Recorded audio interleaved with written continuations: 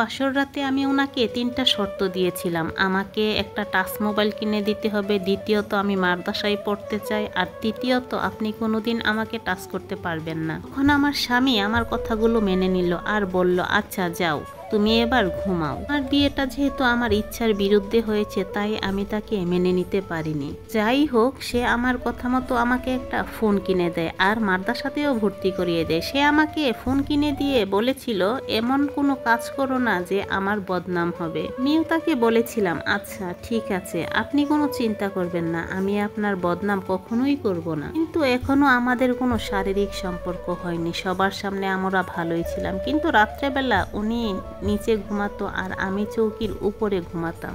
অনেক ভালো একজন মানুষ ছিলেন তিনি। আমি যা বলতাম উনি তাই শুনতেন, কখনোই আমাকে ছেড়ে কোথাও যায়নি, আমাকে সঙ্গে নিয়েই যেতেন। আলহামদুলিল্লাহ, ওই বাসার সবাই, আমার শ্বশুর শাশুড়ি ননদ দেবর সবাই অনেক ভালো মানুষ ছিলেন, কিন্তু আমি তাকে এখনো মন থেকে মেনে নিতে পারিনি। তারপর থেকে আস্তে আস্তে আমি তার প্রতি অনেকটা দুর্বল হয়ে পড়েছিলাম। দেখতে দেখতে একটা মাস পার হয়ে গেছে, আমার শাশুড়ি আমাকে ঘরের কোনো কাজই করতে দিত না, আমার ননদ আমাকে কোনো কাজই করতে দিত না। না বললেই নয়, আমার ননদও অনেক ভালো ছিল, একদম আমার বোনের মতন ছিল। এর মাঝে মাঝে সে আমাকে প্রায় বলতো, মানে আমার হাজবেন্ড, আমি মারা গেলে কি তুমি কান্না করবে? তখন আমি হাসতে হাসতে বলতাম, কেন, আমি কখনোই কান্না করব না। আচ্ছা, আপনি মারা গেলে আমি কেন কান্না করব?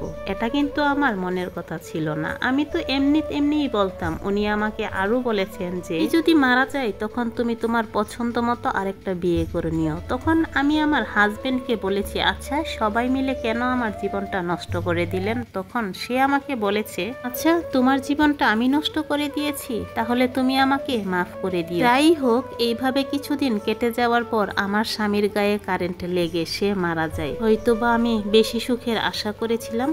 হঠাৎ করে আমার জীবনে আবারও অন্ধকার নেমে এলো। ভেবেছিলাম আমার ইচ্ছের বিরুদ্ধে সবাই জোর করে বিয়ে দিয়েছে, স্বামীকে মেনে নিতে একটু টাইম লাগবে, কিন্তু আমার জীবনটাতে যে এইভাবে আবারও অন্ধকার নেমে আসবে আমি তা কখনোই ভাবতে পারিনি। ওই যে একটা কথাই আছে না, সবার কপালে তো আর বেশি সুখ সয় না। যাই হোক, আমার স্বামী মারা গেছে আজকে 7 দিন হয়ে গেছে। আমার বাবা এসে আমাকে নিয়ে যায়, আর আমি এখানে থেকেই বা কি করব? এইখানে যেহেতু আমার স্বামী আর বেঁচে নেই, আর আমার বিয়ে হয়েছেই মাত্র 1 মাস হয়েছে। প্রতিনিয়ত মনে হয় সে আমাকে ডাকতেছে, খুব ভালোবেসে ফেলেছিলাম। তার সাথে আমি অনেক অন্যায় করেছি, অনেক কষ্ট দিয়েছি। কে জানতো সে এইভাবে আমাকে ছেড়ে চলে যাবে? তারপর আমার বাবা আমাকে আবার ব্রাহ্মণবাড়িয়াতে নিয়ে আসে। তো আগের পর্বগুলো যারা দেখেন নাই অবশ্যই দেখে নেবেন, আর পরবর্তী পার্ট দেখতে অবশ্যই চোখ রাখুন। ভালো থাকবেন সবাই। আজকে এতটুকুই, আমার চ্যানেলটা সাবস্ক্রাইব করে দিবেন। আল্লাহ হাফেজ।